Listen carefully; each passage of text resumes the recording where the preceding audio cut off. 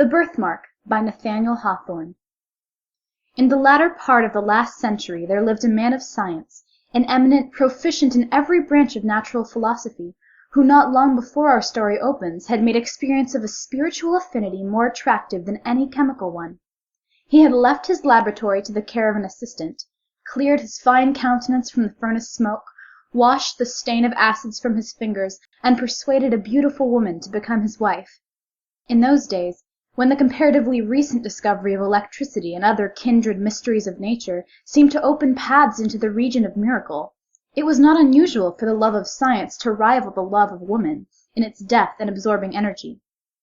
The higher intellect, the imagination, the spirit, and even the heart might all find their congenial aliment in the pursuits which, as some of their ardent votaries believed, would ascend from one step of powerful intelligence to another, until the philosopher should lay his hand on the secret of creative force and perhaps make new worlds for himself.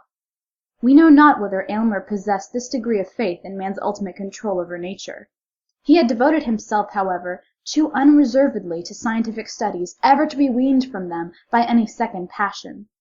His love for his young wife might prove the stronger of the two, but it could only be by intertwining itself with his love of science, and uniting the strength of the latter to his own. Such a union accordingly took place, and was attended with truly remarkable consequences and a deeply impressive moral. One day, very soon after their marriage, Aylmer sat gazing at his wife with a trouble in his countenance that grew stronger until he spoke. "Georgiana," said he, "has it never occurred to you that the mark upon your cheek might be removed?" "No, indeed," said she, smiling, but perceiving the seriousness of his manner, she blushed deeply. "To tell you the truth, it has been so often called a charm that I was simple enough to imagine it might be so." "Ah, upon another face perhaps it might," replied her husband, "but never on yours. No, dearest Georgiana, you came so nearly perfect from the hand of nature that this slightest possible defect, which we hesitate whether to term a defect or a beauty, shocks me as being the visible mark of earthly imperfection." "Shocks you, my husband?" cried Georgiana, deeply hurt, at first reddening with momentary anger, but then bursting into tears. "Then why did you take me from my mother's side? You cannot love what shocks you." To explain this conversation, it must be mentioned that in the center of Georgiana's left cheek there was a singular mark, deeply interwoven, as it were, with the texture and substance of her face. In the usual state of her complexion, a healthy though delicate bloom, the mark wore a tint of deeper crimson, which imperfectly defined its shape amid the surrounding rosiness. When she blushed, it gradually became more indistinct, and finally vanished amid a triumphant rush of blood that bathed the whole cheek with its brilliant glow. But if any shifting motion caused her to turn pale, there was the mark again, a crimson stain upon the snow, in what Aylmer sometimes deemed an almost fearful distinctness. Its shape bore not a little similarity to the human hand, though of the smallest pygmy size. Georgiana's lovers were wont to say that some fairy at her birth hour had laid her tiny hand upon the infant's cheek, and left this impress there in token of the magic endowments that were to give her such sway over all hearts. Many a desperate swain would have risked life for the privilege of pressing his lips to the mysterious hand. It must not be concealed, however, that the impression wrought by this fairy sign manual varied exceedingly, according to the difference of temperament in the beholders. Some fastidious persons, but they were exclusively of her own sex, affirmed that the bloody hand, as they chose to call it, quite destroyed the effect of Georgiana's beauty, and rendered her countenance even hideous. But it would be as reasonable to say that one of those small blue stains which sometimes occur in the purest statuary marble would convert the Eve of Powers to a monster. Masculine observers, if the birthmark did not heighten their admiration, contented themselves with wishing it away, that the world might possess one living specimen of ideal loveliness, without the semblance of a flaw. After his marriage, for he thought little or nothing of the matter before, Aylmer discovered that this was the case with himself. Had she been less beautiful, if envy's self could have found aught else to sneer at, he might have felt his affection heightened by the prettiness of this mimic hand, now vaguely portrayed, now lost, now stealing forth again and glimmering to and fro with every pulse of emotion that throbbed within her heart. But seeing her otherwise so perfect, he found this one defect grow more and more intolerable with every moment of their united lives. It was a fatal flaw of humanity which nature, in one shape or another, stamps ineffaceably on all her productions, either to imply that they are temporary and finite, or that their perfection must be wrought by toil and pain. The crimson hand expressed the ineludible gripe in which mortality clutches the highest and purest of earthly mould, degrading them into kindred with the lowest, and even with the very brutes like whom their visible frames return to dust. In this manner, selecting it as the symbol of his wife's liability to sin, sorrow, decay, and death, Aylmer's sombre imagination was not long in rendering the birthmark a frightful object, causing him more trouble and horror than ever Georgiana's beauty, whether of soul or sense, had given him delight. At all the seasons which should have been their happiest, he invariably, and without intending it, nay, in spite of a purpose to the contrary, reverted to this one disastrous topic. Trifling as it at first appeared, it so connected itself with innumerable trains of thought and modes of feeling that it became the central point of all. With the morning twilight Aylmer opened his eyes upon his wife's face and recognized the symbol of imperfection, and when they sat together at the evening hearth his eyes wandered stealthily to her cheek and beheld, flickering with the blaze of the wood fire, the spectral hand that wrote mortality where he would fain have worshipped. Georgiana soon learned to shudder at his gaze. It needed but a glance with the peculiar expression that his face often wore to change the roses of her cheek into a death-like paleness, amid which the crimson hand was brought strongly out, like a bas relief of ruby on the whitest marble. Late one night, when the lights were growing dim, so as hardly to betray the stain on the poor wife's cheek, she herself, for the first time, voluntarily took up the subject. "Do you remember, my dear Aylmer," said she, with a feeble attempt at a smile, "have you any recollection of a dream last night about this odious hand?" None whatever," replied Aylmer, starting; but then he added in a dry, cold tone, affecting for the sake of concealing the real depth of his emotion, "I might well dream of it, for before I fell asleep it had taken a pretty firm hold of my fancy." "And did you dream of it?" continued Georgiana hastily, for she dreaded lest a gush of tears should interrupt what she had to say. "A terrible dream. I wonder that you can forget it. Is it possible to forget this one expression? It is in her heart now. We must have it out.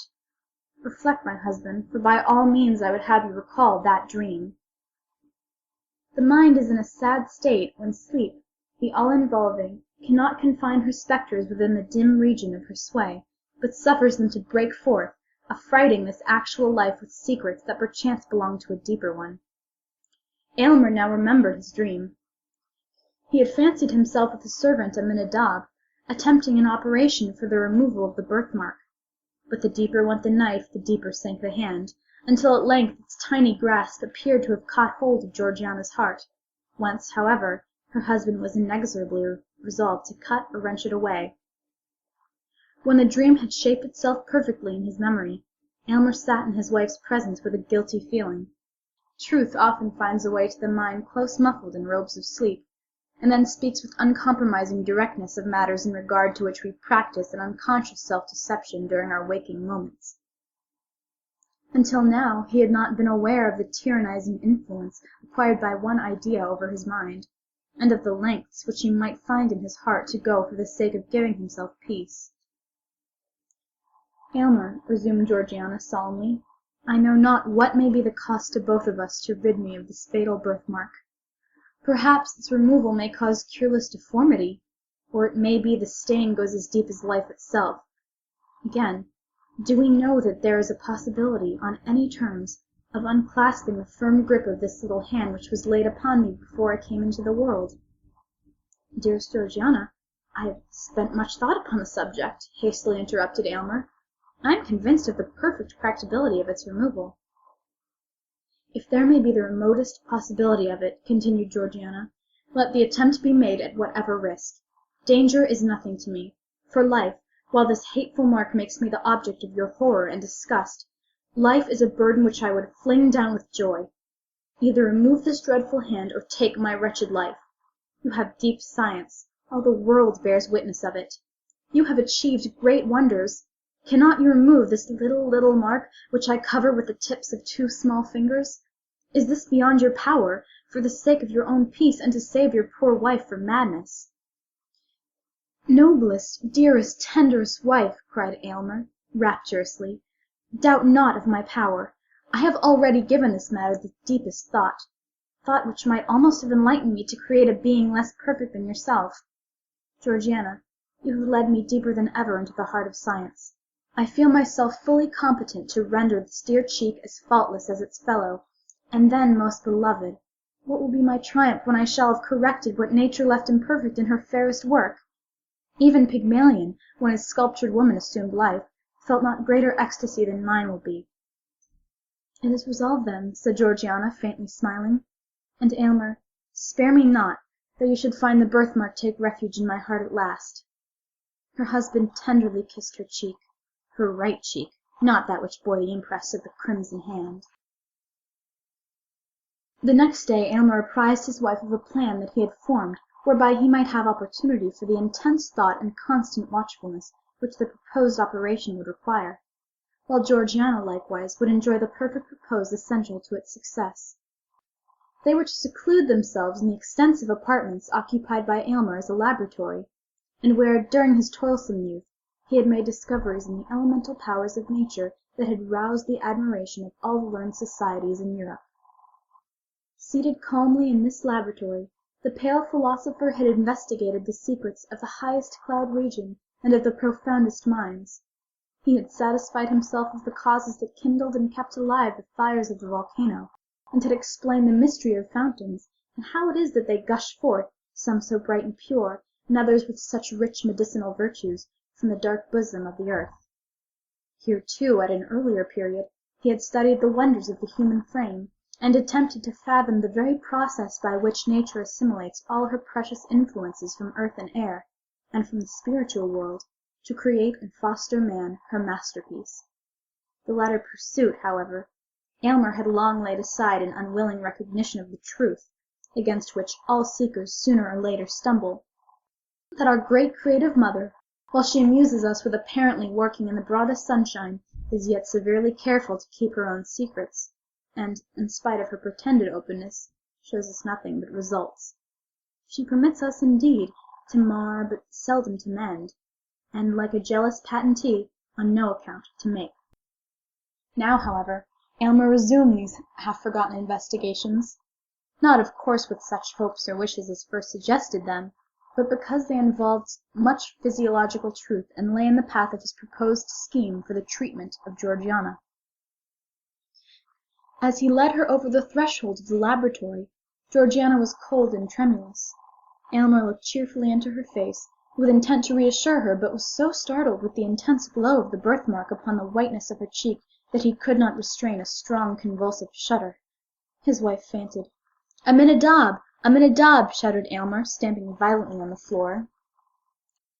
Forthwith there issued from an inner apartment a man of low stature but bulky frame, with shaggy hair hanging about his visage, which was grimed with the vapours of the furnace. This personage had been Aylmer's under-worker during his whole scientific career, and was admirably fitted for that office by his great mechanical readiness, and the skill with which, while incapable of comprehending a single principle, he executed all the details of his master's experiments; while his vast strength, his shaggy hair, his smoky aspect, and the indescribable earthiness that encrusted him, he seemed to represent man's physical nature, while Aylmer's slender figure and pale intellectual face were no less apt a type of the spiritual element. "Throw open the door of the boudoir, Aminadab," said Aylmer, "and burn a pastille." "Yes, master," answered Aminadab, looking intently at the lifeless form of Georgiana, and then he muttered to himself, "If she were my wife, I'd never part with that birthmark." When Georgiana recovered consciousness, she found herself breathing an atmosphere of penetrating fragrance, the gentle potency of which had recalled her from her death-like faintness. The scene around her looked like enchantment.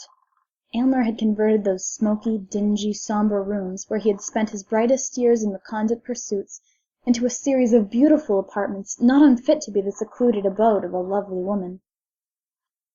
The walls were hung with gorgeous curtains, which imparted the combination of grandeur and grace that no other species of adornment can achieve; and as they fell from the ceiling to the floor, their rich and ponderous folds, concealing all angles and straight lines, appeared to be shut in the scene from infinite space. For aught Georgiana knew, it might be a pavilion among the clouds, and Aylmer, excluding the sunshine which would have interfered with his chemical processes, had supplied its place with perfumed lamps, emitting flames of various hue, but all uniting in a soft, empurpled radiance. He now knelt by his wife's side, watching her earnestly, but without alarm, for he was confident in his science, and felt that he could draw a magic circle round her within which no evil might intrude. "Where am I? Ah, I remember," said Georgiana faintly, and she placed her hand over her cheek to hide the terrible mark from her husband's eyes. "Fear not, dearest," exclaimed he. "Do not shrink from me. Believe me, Georgiana, I even rejoice in a single imperfection, since it will be such a rapture to remove it." "Oh, spare me," sadly replied his wife. "Pray do not look at it again. I can never forget that convulsive shudder." In order to soothe Georgiana, and, as it were, to release her mind from the burden of actual things, Aylmer now put in practice some of the light and playful secrets which science had taught him among its profounder lore. Airy figures, absolutely bodiless ideas, and forms of unsubstantial beauty came and danced before her, imprinting their momentary footsteps on beams of light. Though she had some indistinct idea of the method of these optical phenomena, still the illusion was almost perfect enough to warrant the belief that her husband possessed sway over the spiritual world.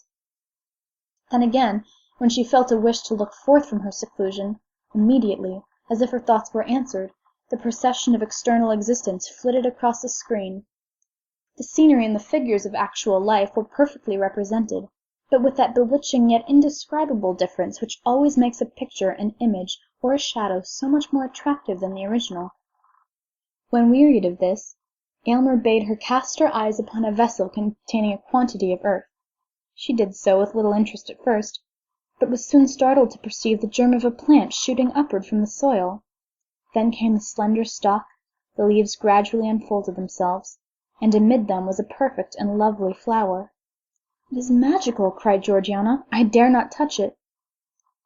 "Nay, pluck it," answered Aylmer. "Pluck it, and inhale its brief perfume while you may. The flower will wither in a few moments and leave nothing save its brown seed vessels, but thence may be perpetuated a race as ephemeral as itself." But Georgiana had no sooner touched the flower than the whole plant suffered a blight, its leaves turning coal-black as if by the agency of fire. "There was too powerful a stimulus," said Aylmer, thoughtfully. To make up for this abortive experiment, he proposed to take her portrait by a scientific process of his own invention. It was to be effected by rays of light striking upon a polished plate of metal. Georgiana assented, but, on looking at the result, was affrighted to find the features of the portrait blurred and indefinable, while the minute figure of a hand appeared where the cheek should have been. Aylmer snatched the metallic plate and threw it in a jar of corrosive acid. Soon, however, he forgot these mortifying failures. In the intervals of study and chemical experiment he came to her flushed and exhausted, but seemed invigorated by her presence, and spoke in glowing language of the resources of his art. He gave a history of the long dynasty of the alchemists, who spent so many ages in the quest of the universal solvent by which the golden principle might be elicited from all things vile and base. Aylmer appeared to believe that, by the plainest scientific logic, it was altogether within the limits of possibility to discover this long-sought medium. But, he added, a philosopher who should go deep enough to acquire the power would attain too lofty a wisdom to stoop to the exercise of it. Not less singular were his opinions in regard to the elixir vitae. He more than intimated that it was at his option to concoct a liquid that should prolong life for years, perhaps interminably, but that it would produce a discord in nature which all the world, and chiefly the quaffer of the immortal nostrum, would find cause to curse. "Aylmer, are you in earnest?" asked Georgiana, looking at him with amazement and fear. "It is terrible to possess such power, or even to dream of possessing it." "Oh, do not tremble, my love," said her husband. "I would not wrong either you or myself by working such inharmonious effects upon our lives, but I would have you consider how trifling in comparison is the skill requisite to remove this little hand." At the mention of the birthmark, Georgiana, as usual, shrank as if a red-hot iron had touched her cheek. Again Aylmer applied himself to his labours. She could hear his voice in the distant furnace room giving directions to a minadab, whose harsh, uncouth, misshapen tones were audible in response, more like the grunt or growl of a brute than human speech. After hours of absence, Aylmer reappeared and proposed that she should now examine his cabinet of chemical products and natural treasures of the earth. Among the former he showed her a small vial, in which, he remarked, was contained a gentle yet most powerful fragrance, capable of impregnating all the breezes that blow across the kingdom. They are of inestimable value, the contents of that little vial, and as he said so, he threw some of the perfume into the air and filled the room with a piercing and invigorating delight. "And what is this?" asked Georgiana, pointing to a small crystal globe containing a gold-colored liquid. "It is so beautiful to the eye that I could imagine it the elixir of life." "In one sense it is," replied Aylmer, "or rather the elixir of immortality. It is the most precious poison that ever was concocted in this world. By its aid I could apportion the lifetime of any mortal at whom you might point your finger. The strength of the dose would determine whether he were to linger out years or drop dead in the midst of a breath. No king on his guarded throne could keep his life if I, in my private station, should deem that the welfare of millions justified me in depriving him of it." "Why do you keep such a terrific drug?" inquired Georgiana in horror. "Do not mistrust me, dearest," said her husband, smiling. "Its virtuous potency is yet greater than its harmful one. But see, here is a powerful cosmetic. With a few drops of this in a vase of water, freckles may be washed away as easily as the hands are cleansed. A stronger infusion would take the blood out of the cheek, and leave the rosiest beauty a pale ghost." "Is it with this lotion that you intend to bathe my cheek?" asked Georgiana anxiously. "Oh no," hastily replied her husband. "This is merely superficial. Your case demands a remedy that shall go deeper." In his interviews with Georgiana, Aylmer generally made minute inquiries as to her sensations and whether the confinement of the rooms and the temperature of the atmosphere agreed with her. These questions had such a particular drift that Georgiana began to conjecture that she was already subjected to certain physical influences, either breathed in with the fragrant air or taken with her food. She fancied likewise, but it might be altogether fancy, that there was a stirring up of her system, a strange indefinite sensation creeping through her veins, and tingling, half painfully, half pleasurably, at her heart. Still, whenever she dared to look into the mirror, there she beheld herself pale as a white rose, and with the crimson birthmark stamped upon her cheek. Not even Aylmer now hated it so much as she. To dispel the tedium of the hours which her husband found it necessary to devote to the processes of combination and analysis, Georgiana turned over the volumes of his scientific library. In many dark old tomes she met with chapters full of romance and poetry. They were the works of philosophers of the Middle Ages, such as Albertus Magnus, Cornelius Agrippa, Paracelsus, and the famous friar who created the prophetic brazen head. All these antique naturalists stood in advance of their centuries, yet were imbued with some of their credulity, and therefore were believed, and perhaps imagined themselves to have acquired from the investigation of nature a power above nature, and from physics a sway over the spiritual world. Hardly less curious and imaginative were the early volumes of the Transactions of the Royal Society, in which the members, knowing little of the limits of natural possibility, were continually recording wonders or proposing methods whereby wonders might be wrought. But to Georgiana the most engrossing volume was a large folio from her husband's own hand, in which he had recorded every experiment of his scientific career, its original aim, the methods adopted for its development, and its final success or failure, with the circumstances to which either event was attributable. The book, in truth, was both the history and emblem of his ardent, ambitious, imaginative, yet practical and laborious life. He handled physical details as if there were nothing beyond them, yet spiritualized them all, and redeemed himself from materialism by his strong and eager aspiration towards the infinite. In his grasp the veriest clod of earth assumed a soul. Georgiana, as she read, reverenced Aylmer and loved him more profoundly than ever, but with a less entire dependence on his judgment than heretofore. Much as he had accomplished, she could not but observe that his most splendid successes were almost invariably failures, if compared with the ideal at which he aimed. His brightest diamonds were the merest pebbles, and felt to be so by himself, in comparison with the inestimable gems which lay hidden beyond his reach. The volume, rich with the achievements that had won renown for its author, was yet as melancholy a record as ever mortal hand had penned. It was the sad confession and continual exemplification of the shortcomings of the composite man, the spirit burdened with clay and working in matter, and of the despair that assails the higher nature at finding itself so miserably thwarted by the earthly part. Perhaps every man of genius in whatever sphere might recognize the image of his own experience in Aylmer's journal. So deeply did these reflections affect Georgiana that she laid her face upon the open volume and burst into tears. In this situation she was found by her husband.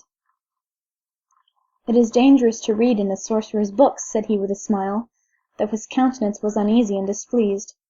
"Georgiana, there are pages in that volume which I can scarcely glance over and keep my senses. Take heed lest it prove as detrimental to you." "It has made me worship you more than ever," said she. "Ah, wait for this one success," rejoined he, "then worship me if you will. I shall deem myself hardly unworthy of it. But come, I have sought for you the luxury of your voice. Sing to me, dearest." So she poured out the liquid music of her voice to quench the thirst of his spirit. He then took his leave with a boyish exuberance of gaiety, assuring her that her seclusion would endure but a little longer, and that the result was already certain. Scarcely had he departed when Georgiana felt irresistibly impelled to follow him. She had forgotten to inform Aylmer of a symptom which for 2 or 3 hours past had begun to excite her attention. It was a sensation in the fatal birthmark, not painful, but which induced a restlessness throughout her system. Hastening after her husband, she intruded for the first time into the laboratory. The first thing that struck her eye was the furnace, that hot and feverish worker with the intense glow of its fire, which by the quantities of soot clustered above, it seemed to have been burning for ages. There was a distilling apparatus in full operation. Around the room were retorts, tubes, cylinders, crucibles, and other apparatus of chemical research. An electrical machine stood ready for immediate use. The atmosphere felt oppressively close, and was tainted with gaseous odors which had been tormented forth by the processes of science. The severe and homely simplicity of the apartment, with its naked walls and brick pavement, looked strange, accustomed as Georgiana had become to the fantastic elegance of her boudoir. But what chiefly, indeed almost solely drew her attention, was the aspect of Aylmer himself. He was as pale as death, anxious and absorbed, and hung over the furnace as if it depended upon his utmost watchfulness whether the liquid which it was distilling should be the draught of immortal happiness or misery.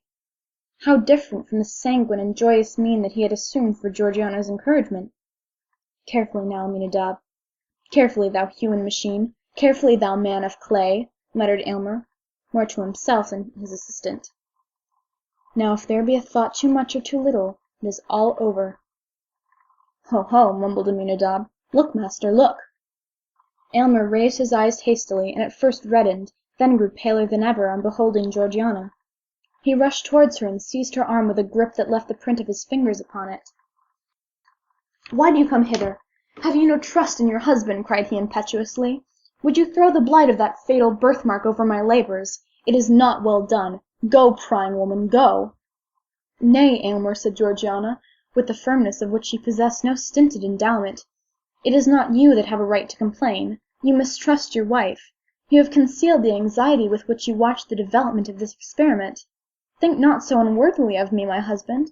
Tell me all the risk we run, and fear not that I shall shrink, for my share in it is far less than your own." "No, no, Georgiana," said Aylmer impatiently. "It must not be."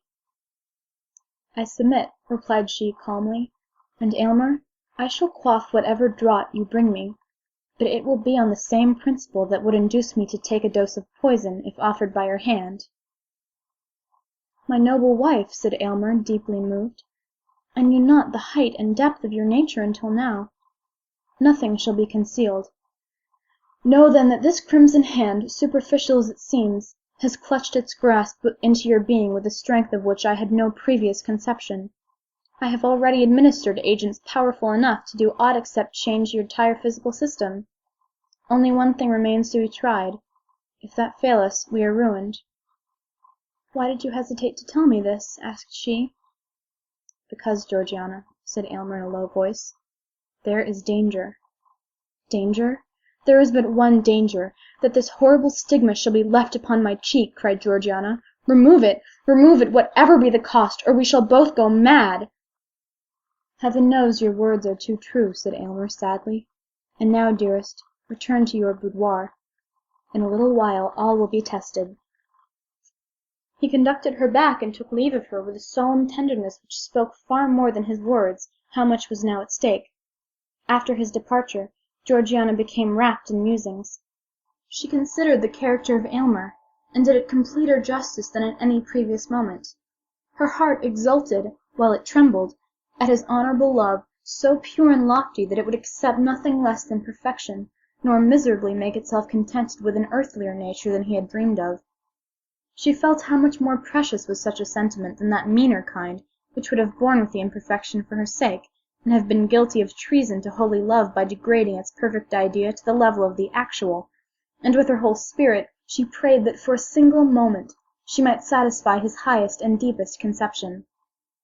Longer than one moment she knew well it could not be, for his spirit was ever on the march, ever ascending, and each instant required something that was beyond the scope of the instant before. The sound of her husband's footsteps aroused her. He bore a crystal goblet containing a liquor colourless as water, but bright enough to be the draught of immortality. Aylmer was pale, but it seemed rather the consequence of a highly wrought state of mind and tension of spirit than of fear or doubt. "The concoction of the draught has been perfect," said he, in answer to Georgiana's look. "Unless all my science has deceived me, it cannot fail." "Save on your account, my dearest Aylmer," observed his wife. "I might wish to put off this birthmark of mortality by relinquishing mortality itself in preference to any other mode. Life is but a sad possession to those who have attained precisely the degree of moral advancement at which I stand. Were I weaker and blinder, it might be happiness. Were I stronger, it might be endured hopefully. But being what I find myself, methinks I am of all mortals the most fit to die." "You are fit for heaven without tasting death," replied her husband. "But why do we speak of dying? This draught cannot fail. Behold its effect upon this plant." On the window-seat there stood a geranium, diseased with yellow blotches, which had overspread all its leaves. Aylmer poured a small quantity of the liquid upon the soil in which it grew. In a little time, when the roots of the plants had taken up the moisture, the unsightly blotches began to be extinguished in a living verdure. "There needed no proof," said Georgiana, quietly. "Give me the goblet. I joyfully stake all upon your word." "Drink then, thou lofty creature," exclaimed Aylmer, with fervid admiration. "There is no taint of imperfection on thy spirit. Thy sensible frame, too, shall soon be all perfect." She quaffed the liquid, and returned the goblet to his hand. "It is grateful," said she, with a placid smile. "Methinks it is like water from a heavenly fountain, for it contains I know not what of unobtrusive fragrance and deliciousness. It allays a feverish thirst that had parched me for many days. And now, dearest, let me sleep. My earthly senses are closing over my spirit, like the leaves around the heart of a rose at sunset." She spoke the last words with a gentle reluctance, as if it required almost more energy than she could command to pronounce the faint and lingering syllables. Scarcely had they loitered through her lips ere she was lost in slumber. Aylmer sat by her side, watching her aspect with the emotions proper to a man the whole value of whose existence was involved in the process now to be tested. Mingled with this mood, however, was the philosophic investigation characteristic of a man of science. Not the minutest symptom escaped him. A heightened flush of the cheek, a slight irregularity of breath, a quiver of the eyelid, a hardly perceptible tremor through the frame. Such were the details which, as the moments passed, he wrote down in his folio volume. Intense thought had set its stamp upon every previous page of that volume, but the thoughts of years were all concentrated upon the last. While thus employed, he failed not to gaze often at the fatal hand, and not without a shudder. Yet once, by a strange and unaccountable impulse, he pressed it with his lips. His spirit recoiled, however, in the very act, and Georgiana, out of the midst of her deep sleep, moved uneasily and murmured as if in remonstrance. Again Aylmer resumed his watch, nor was it without avail. The crimson hand which at first had been strongly visible in the marble paleness of Georgiana's cheek now grew more faintly outlined. She remained not less pale than ever, but the birthmark, with every breath that came and went, lost somewhat of its former distinctness. Its presence had been awful, its departure was more awful still. Watch the stain of the rainbow fading out the sky, and you will know how that mysterious symbol passed away.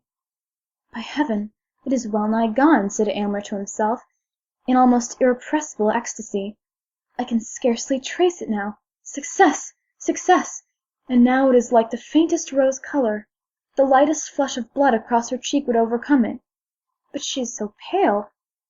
He drew aside the window curtain, and suffered the light of natural day to fall into the room and rest upon her cheek. At the same time he heard a gross, hoarse chuckle, which he had long known as his servant Aminadab's expression of delight. "Ah, clod! Ah, earthly mass!" cried Aylmer, laughing in a sort of frenzy. "You have served me well. Matter and spirit, earth and heaven, have both done their part in this. Laugh, thing of the senses. You have earned the right to laugh." These exclamations broke Georgiana's sleep. She slowly unclosed her eyes, and gazed into the mirror which her husband had arranged for that purpose. A faint smile flitted over her lips when she recognized how barely perceptible was now that crimson hand which had once blazed forth with such disastrous brilliancy as to scare away all their happiness. But then her eyes sought Aylmer's face with a trouble and anxiety that he could by no means account for. "My poor Aylmer," murmured she. "Poor? Nay, richest, happiest, most favored!" exclaimed he. "My peerless bride, it is successful! You are perfect!" "My poor Aylmer," she repeated, with a more than human tenderness. "You have aimed loftily. You have done nobly.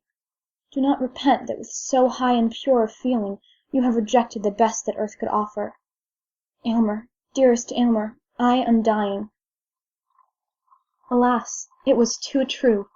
The fatal hand had grappled with the mystery of life, and was the bond by which an angelic spirit kept itself in union with a mortal frame.